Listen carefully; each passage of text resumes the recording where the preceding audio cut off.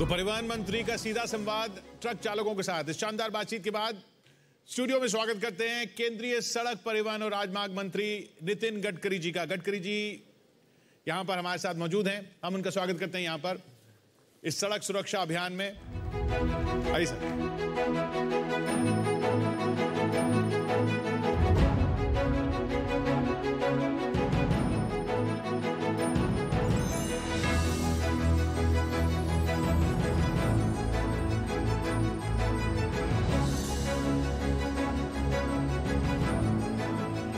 Truck वालों से बातचीत अच्छी रही। हर स्टेक होल्डर से बात होनी चाहिए, यही मुहिम का मकसद भी है। ये बिल्कुल सही है कि जो उनकी समस्याएं थी वो अभी तक हमारे समझ में भी नहीं आई और उनकी इस छोटी छोटी समस्या को हमको सुलझाना होगा। कुछ शायद हमारे संबंध में होगी, कुछ राज्य सरकार के संबंध में होगी, कुछ मानवता के आधार पर होगी। आप देखिए, कोई भी व्यक्ति 24 घंटे काम करने वाला ऐसा कौन सा क्षेत्र है? आप मीडिया में भी काम करते, कहीं ना कहीं दिन भर एक ही आदमी न्यूज़ नहीं देता। ये कितना अमानवीय है कि 24 घंटे बेचारा वही चलाता है। हम सोच रहे हैं कि इसमें कुछ कानून बनाकर मानवता के आधार पर कि भाई इतने घंटे के ऊपर नहीं चलेगा। हवाई जहाज़ में ऐसा होता है कि वो उनको उतने समय ही चलाना पड़ता, उतनी गैप देनी पड़ती है। हमारे यहाँ तो यूरोपियन कंट्रीज़ में 8 घंटे होने के बाद ड्राइवर उतर जाता है बस से। थोड़ा थोड़ा कुछ चिंता सबको करनी पड़ेगी, तो ही ओवरऑल हम इसमें कामयाब होंगे, ऐसा लगता है। जी बिल्कुल सही कहा आपने। बहुत सारी बातें जो अभी हमने सुनी वो गडकरी जी आपने सही कहा कि छोटी छोटी समस्याएं होती हैं, उनके बारे में जानकारी हमें नहीं होती। जो जिसको भुगतना पड़ता है उसे मालूम होता है और उनकी बातों से पता चलेगा कि हम कहाँ पर सुधार ला सकते हैं। तो ये बहुत अच्छी बात रही है। सर, हमने अभी एक बात कोशिश की कि परमिट सब हमने डिजिटलाइज कर दिए वेबसाइट पर, ताकि तकलीफ ना हो, करप्शन ना हो। हमने 18 निर्णय ऐसे किए हैं कि जो डिजिटल, अभी कोई कागज़ साथ में रहने की जरूरत नहीं, मोबाइल फ़ोन में है। तो डिजिटल लॉकर में उसमें मोबाइल फ़ोन से आप दिखा सकते हैं। बहुत सी बातों को हमने किया है, पर और भी बहुत कुछ करने की आवश्यकता है। क्योंकि सिस्टम में क्या है कि कहीं ना कहीं ये जो ड्राइवर है इनकी आवाज़ नहीं पहुंच पाती। अभी जैसे स्टेट बॉर्डर्स हैं, वहाँ 14 घंटे 16 घंटे रोक देंगे, उतना वो ट्रक है, ट्रक के ऊपर बैज है, फ्यूल जलता है 10 लीटर। वो बता रहे कि हमारा फ्यूल ऐसे ही वेस्ट हो रहा है, उससे पोल्यूशन हो रहा है। तो सब जगह पर जितने स्टेक होल्डर है वो अपनी कमियों को ढूंढे और उसको सुधारे। इससे ही क्वालिटेटिव चेंज और रिफॉर्म होगा। और एक बात मैं मंत्री करके एक्सेप्ट करता हूँ कि बहुत सी कमियाँ अभी भी है और उसको हमको सुधारना होगा। तब ओवरऑल हम, नहीं तो किसी को ब्लेम करते रहेंगे, इससे नहीं होगा जी। तो निश्चित रूप से उसको सुधारने की कोशिश हमारे तरफ से हम करेंगे। नुकसान सिर्फ जान का नहीं है, पूरे देश का, पूरे समाज का जो है वो दिखता नहीं है। जैसे अब जैसा हमने देखा कि 18 से 45 आयु के जो लोग हैं उनकी सबसे ज़्यादा दुर्घटनाओं में जान जाती है। वो देश के लिए क्या क्या कर सकते थे, उनका कंट्रीब्यूशन इकोनॉमी के लिए, जीडीपी के लिए, देश की जीडीपी पे असर पड़ता है। 3% जीडीपी नुकसान होता है। 3%? हाँ। और आपको बताता हूँ, मेरा पैर 4 जगह टूटा है। रेड लाइट कार में, मैं महाराष्ट्र में लीडर ऑफ अपोजिशन था, पुलिस प्रोटेक्शन में मेरा एक्सीडेंट हुआ। और एक्सीडेंट का कारण था कि मेरा जो पुलिस ड्राइवर था उसको कैटरेक्ट था। उसके बाद मैंने गवर्नमेंट ऑफ महाराष्ट्र में, मुझे कहते हुए भी शर्म आती है कि मैंने ड्राइवर के आंखें जांच की, 40% लोग कैटरेक्ट वाले निकले। एक मुख्यमंत्री का ड्राइवर था, वो एक आंख से अंधा था। एक और एक की कहानी थी, मैं नाम नहीं बता पाऊंगा आपको, वो तो अंधा ही था पूरा और आवाज़ की उस पर गाड़ी चलाता था। कल मैं 5-6 मुख्यमंत्री जी के राज्य में गया, तो कल उन्होंने ये जो अमेज़न के ऊपर एक प्लेट मिलती है वाली इसकी मेटल की, जो आवाज़ देता है ना सायरन, अगर बेल्ट नहीं लगाया तो वो रेडीमेड लेके लोग लगा लेते थे। मैंने कहा इनके ऊपर क्रिमिनल केस रजिस्टर करो, ये बेचना नहीं। तो मुझे प्लेट डाल देते हैं वहाँ पे और उससे फिर सीट बेल्ट का सायरन नहीं बजता। 3 मुख्यमंत्री जी के कार में मैं बैठा, पीछे में मुख्यमंत्री बैठे और मेरे सामने ड्राइवर ने वो प्लेट लगाई। मैंने अब उसको डांटा कि उनको भी कहा कि ये गलत है, ये निकालो, इसको फाइन होगा। और अभी हमने बाकी लोगों को बेचने के लिए भी बंदी लाई। यानी आप ये समझ लीजिए कि जो आप लोग अवेयरनेस तैयार कर रहे हैं यार, जिसके लिए सहयोग कर रहे हैं, इसकी आज अवस्था क्या है। अब मैं जब परसों गया तो स्टेट का नाम नहीं बताता, चीफ मिनिस्टर का भी नाम नहीं बताता, तो ड्राइवर वही था, उसने कहा सर ये बेल्ट है, तुरंत लगा।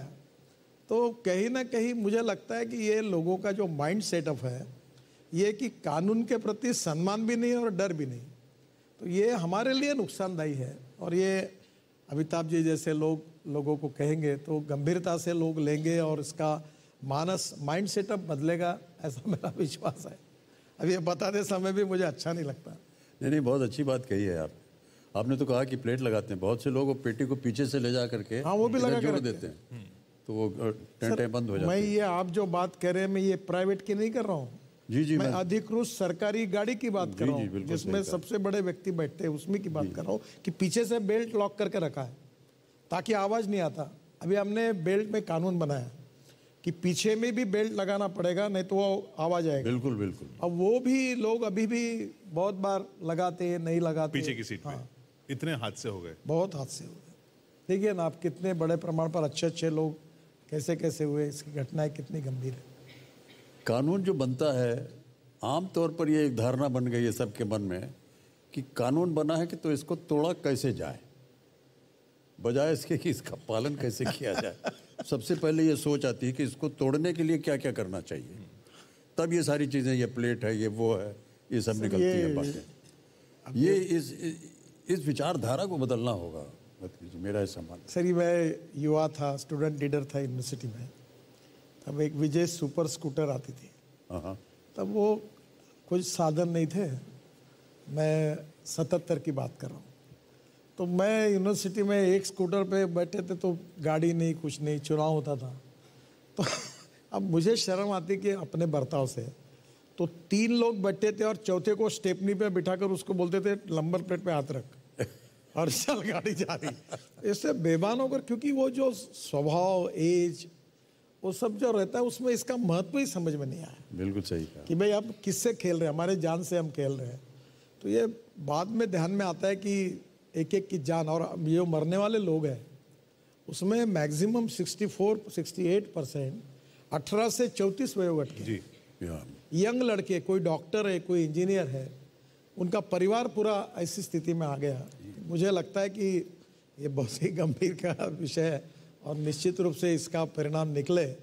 हम भी इसके प्रति बहुत संवेदनशील है, पर आप सबकी सहयोग से मुझे लगता है कि कुछ ना कुछ नक्की परिणाम। एक ये जो सिग्नल है सर, इसका पालन करना बहुत आवश्यक हो गया। बहुत लोग समझते भी नहीं है सर इसको, कि रेड लाइट है तो रुकना चाहिए आपको, और येलो लाइट के ऊपर जो है आपको ठहरे रहिए, जब तक कि आपकी लाइट ग्रीन नहीं हो जाती तब तक आप पार मत कीजिए। इसे समझना बहुत आवश्यक होगा। सर अभी उसमें आमतौर पर लोग समझते हैं कि ऑरेंज हो गया तो चलो चलें, लेकिन उस ऑरेंज लाइट में जो उधर वाला है, जिसको अभी आज्ञा मिली है जाने के लिए, वो शायद बीच में रुक गया हो और उसके साथ आप जाकर के। अभी अच्छा हो गया कि टेक्नोलॉजी आ गई, अब कैमरे बैठ गए। हाँ बिल्कुल सही कहा। थोड़ा सा वायलेशन करता है तो उसको फाइन चला जाता है। बिल्कुल जी। उसके कारण अब लोगों में सुधार हुआ। जी जी। तो आप बिल्कुल सही कह रहे हैं कि ये थोड़ा रुकेंगे तो क्या फर्क पड़ता है। दूसरा आजकल एक होता है, रात को क्या होता है, ट्रैफिक नहीं होता और सिग्नल का अवधि ज़्यादा होता है। बिल्कुल। तो वो ड्राइवर इधर उधर देखता है कि लाल रेड सिग्नल होने के बाद में वो गाड़ी डाल देता है, उसमें कोई तो भी स्पीड से आता है और डैश हो जाता है। थोड़ा अगर हम लोग 2-3 मिनट लेट हुए तो क्या बिगड़ा, रुक जाना चाहिए। जी हाँ, जी हाँ। हमने नहीं जाना चाहिए। थोड़ा सा ये जो मानवीय बिहेवियर है इसको बदलना चाहिए, बदलना पड़ेगा। यही कई बार गडकरी जी, विदेश में मैंने देखा है रात के 2 बजे कोई नहीं है सड़क पर, और अब मैं गाड़ी में जा रहा हूँ कि देखा हूँ कि लाल बत्ती है तो हम रुके हैं, साथ में साइकिलिस्ट एक आया है, वो रुका हुआ है। ये इतना अच्छा उदाहरण होता है देखने के लिए। रुका है, साइकिलिस्ट है, और जब तक कि हरी बत्ती नहीं हुई वो पार नहीं किया उसने।